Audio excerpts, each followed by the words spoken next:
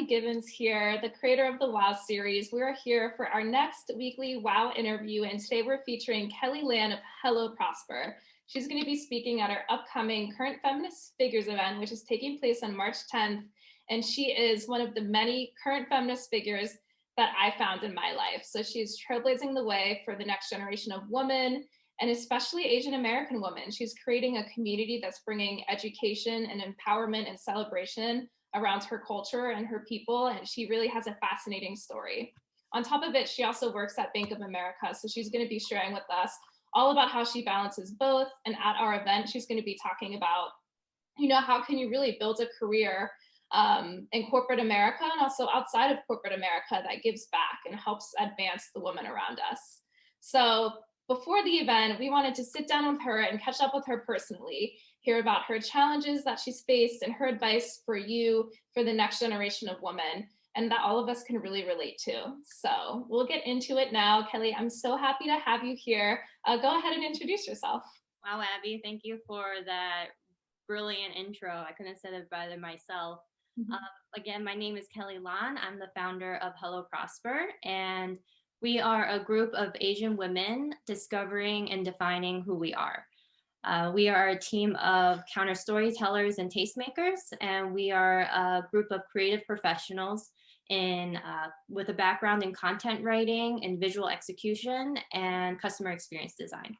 We craft hands-on learning materials to radical self-love and just to have girls embrace their Asian traditions, one untold story at a time.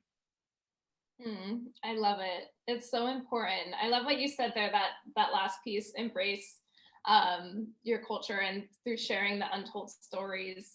That's what we're doing at the WOW series too. And I love that all these different communities are popping up. And I think what's so important is how we come together, like your community is for and built for Asian American women because we need that, right? You need communities because society has not necessarily served you in the best way and educated on your culture.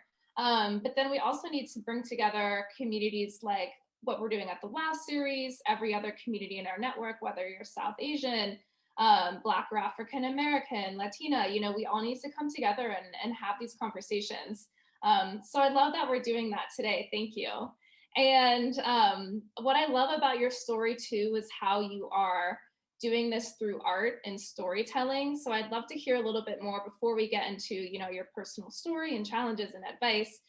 How did you come to creating Hello Prosper? And how did your personal experiences shape that? For sure. So Hello Prosper came about really one night. I saw this book called Bold Woman in Black History by Vashti Harrison. And it was this beautiful illustrated book of 35 Black pioneers that we don't know and weren't part of our history books growing up. And I was like, I could do this. This was probably when I was 28, 27 years old. And I built a career in graphic design. I have experience in different sectors in education, pharmaceuticals, financial. And I really looked inward and I was like, I really don't know too much about myself. Growing up, it was, I was always curious in people and curious about people's stories, but so much of the time we kind of get wrapped up in our schedules and achieving to focus on school and achieve on our extracurricular activities that we sometimes forget to look inward. And this project helped me put myself first and to kind of share that journey with others. Being as a first generation Taiwanese American, I am very proud of being Taiwanese, and I grew up with a strong, role model for my parents. But growing up in the Philly area, my role models were sports players. Like it was Ellen Iverson and Donovan McNabb, and actually Warren Buffett, because I hung out with my dad so much, and I was like, but they didn't have the stories I had. It was very hard to find those role models. And so this was just a great discovery phase for me. I'm so happy to find others that are on this journey with me. I love that. And when we first connected, we talked about that too. You know, both of our businesses formed out of the problem that we felt there was a lack of mentorship for what we needed and female mentorship. And especially, I love your story because it's like, and I hear this before, right? So especially with, you know, my friends who may be first generation, they're like, you know, I was kind of like discouraged to like speak my language in school or like, you know, be who I was. And then your role models are also what's thrown to us in like the media and life. So it's like athletes and sports and players and, you know, whoever's on TV. And there's a fundamental problem that that's not representative of everyone who lives here. And then it's not until, you know, we get older where we realize like, oh, who do I relate to? Or like, my stories, I think it also kind of takes like meeting someone else who shares your same like struggle and you're like, oh, like you notice this too. Like we each have this unique problem or story that like no one else is talking about. And the same goes for like mentorship and seeing people who come before us who we can identify with. And that's something that I feel so passionate about too, because when we see diverse stories and when we see stories of people who we identify with, like whether you're different culturally, you can still learn something from them. And if you do identify with them culturally, then it's like it's such a relief. Like, oh, finally, like someone who relates to me is like achieving something similar. They did it, I can do it too. Or they navigated this unique problem, like, you know, I can navigate it too. So it's so important that communities like Hello Prosper exist. That's a great point about, you know, representation. For me as a visual designer, not seeing myself represented in the world around you doesn't give you it doesn't help give you permission to pursue what. So like for example, you know, as a president, right, like I've never seen an Asian American president, and it's like, can I do that? I don't know, I've never seen it. And to be able to find stories in the past that people achieved great, um you know, to achieve what they wanted to pursue is amazing. And so like you said, to be able to see it gives you permission to pursue it. Mm-hmm. Absolutely. Absolutely. And let's talk a little bit too. So as we jump into our first question for you, which is what is a challenge we've had to overcome? We talked about this right before our interview, but we're at a time right now, particularly in the United States, where we are facing, you know, unprecedented hate crimes, or at least these crimes are coming to light, you know, and are being reported in the media against Asian Americans. And I think I even saw that there's been like a 1,900% increase in hate crimes because of the pandemic and everything. And you are doing an incredible job of not only bringing awareness to this, but balancing that unique, that unique kind of that unique balance of how do I navigate this personally because it weighs heavy on me, particularly being an Asian American woman. But also, you know, I'm a business owner and I'm an entrepreneur, and I feel called to stand up for this.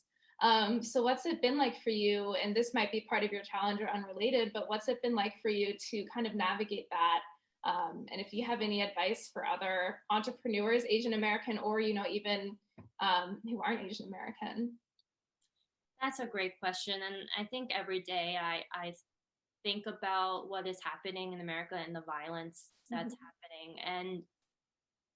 And I still am having trouble finding the right words to say publicly, because for many reasons. And, you know, based on the history of what I've been uncovering of Asian Americans in America has been wrought with racism in the law, for example, immigration laws, and it's still happening today, with Native Americans that are in this country. And so in terms of, you know, speaking up, there's different ways to speak up. And for me, it is through, you know, through working and mentoring my team, and to have them be able to love themselves and say, I've been through this X, Y, and Z with my parents. My parents didn't support me in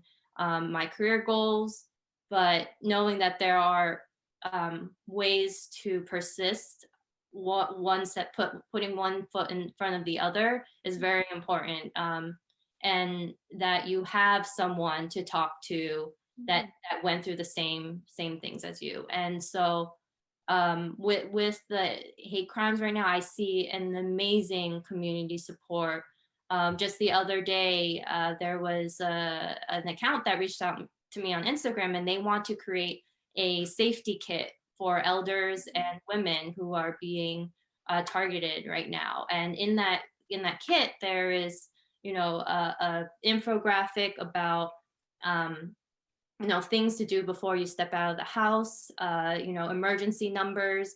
And again, the Asian American community has we speak many, many languages. And so, being able to translate that into different languages. So we're really putting the needs of the most vulnerable first. And, what I keep on thinking is, what can I do today to help? If it's, helping an elder in the grocery store, holding the door open, the stories that I hear on the news that uplift one another is what keeps me going and have hope. Those are the stories we want. And, I think I remember one of the videos early on during the pandemic was a guest spewing, really hateful words to a family. And what I remember is the waiter stepping in and saying, hey, this is not okay. You need to get out.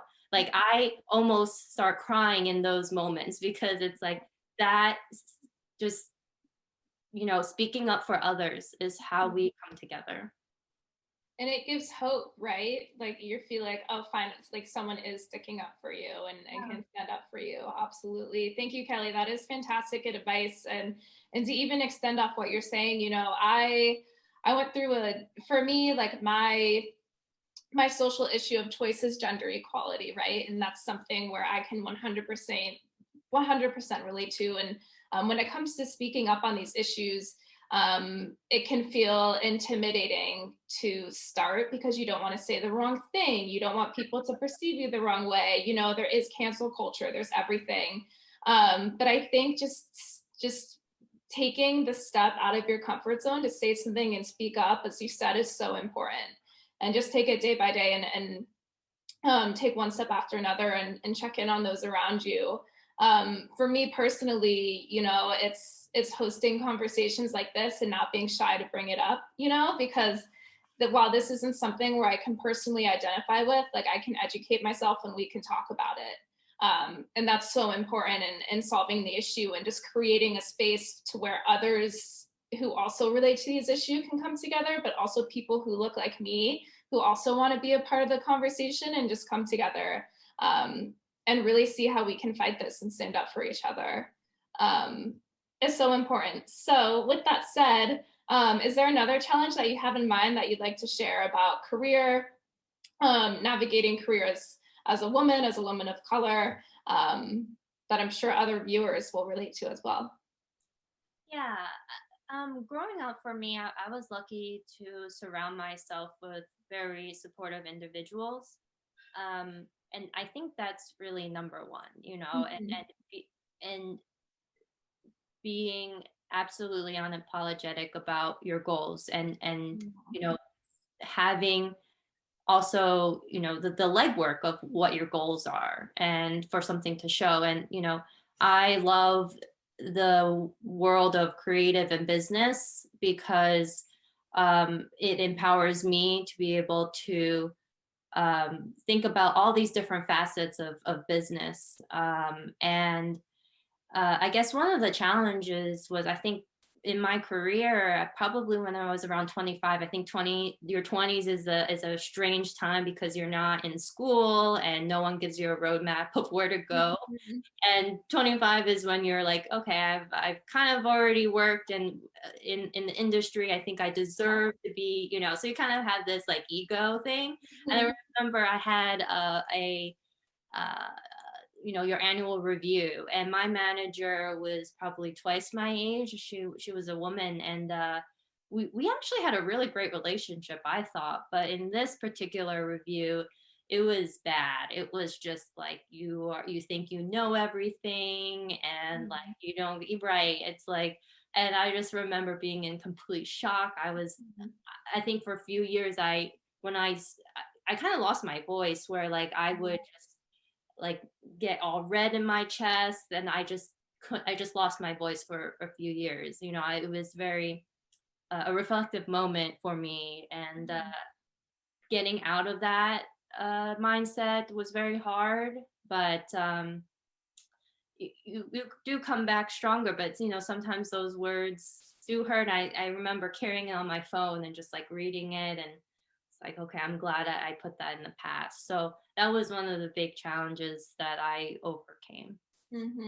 Wow, I so relate to that. Like, you don't even know. I'm so happy you shared that, because it's like it takes one criticism or bad review for you to feel like, okay, I'm not good enough. And she was right. And I thought I was doing a great job, and apparently I'm not. That happened to me too. And I'll spare all the details for another time. But this was in my figuring out what I wanted. I worked in corporate America, and went through the whole struggle of being like a woman in a male dominated industry, and like the crazy things that happened. So already I felt like, a little bit like I wasn't good enough there, because like my male counterparts were like always being promoted, and I was like doing more work and getting great reviews, but like would never get the compensation bump or anything like that. But then I was actually at a job, as I was in between jobs, I was working at an agency, and my manager was also, a woman who was about my age, and I just had a horrible review after horrible review, and I was like, I don't think like I'm doing that bad of a job, but I must be. And it stays with you, and you think you're not good enough, and then like kind of stepping in, you just learning to like, okay, well, I'm going to keep working at it, or I'm going to try this. Or you go into another industry, you find another job, you start your business, and then you see like, oh, I can do this. Like, this just wasn't the right fit for me. Or exactly. Yeah. And that's when I learned like, oh, you know what, like maybe I wasn't doing a good job or whatever, but like that confidence starts to rebuild when you start to pursue like your passions.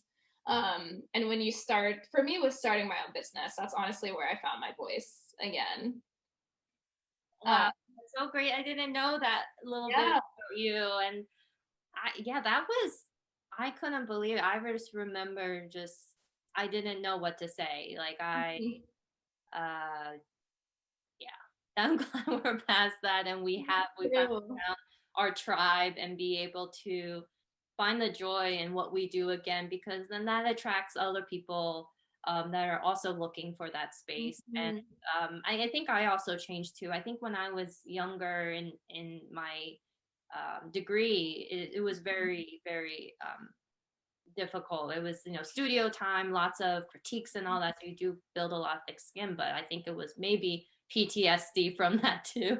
But I think I was more in a scarcity mindset, and now, you almost have to go through this time to be able to test what you like, and see how you interact with people, and it all comes full circle. It all comes full circle. I know some of like the interns on my team, and even like my younger sister, they're just graduated college, right? And I remember going through that time exactly like what we're talking about, where you feel like every decision shapes your future, and you want to do the right thing. You want to do what your family approves, your parents approves of, what you think society wants you to do. And you're just trying to figure out what you even like. And like, there's so much pressure. And then this is also where like criticism and feedback, like you take it so personally, and really you just need to power through and like follow that gut instinct of like, I believe in myself, even if I'm not hearing it around me. 100%. I think that was the inner voice I've always had when I was younger. Like, I can do it. I can do it. And, I wish, I think one of the questions you had was like, what's the advice for the next generation? Is like having that inner voice be positive, because there's just too many forces of people telling you what you need to do. And that, for Hello Prosper, we want to build that self-awareness through not only like the historical factual points, but also, just seeing how love is expressed. There's different Yeah. ways of expression. You see kind of this narrow way of like what beauty standards are and it well, for the longest time, I just got married last year. I had no idea how to do my makeup. I like, Mhm. you see these beautiful lush like lashes and these mascara commercials. I have no idea what to do, and it took me like three different makeup artists to find the right fit. And like you said, it's just the fit. Finding your tribe and Mhm. knowing that there's just di- diversity is beautiful. Thank you, Kelly. That's fantastic advice. I love that. I wish I knew that when I was younger, but we know it now. And hopefully, the young women watching this can relate to that as well. Is just keep that inner voice positive. Thank you so much for having me. Thank you, Kelly.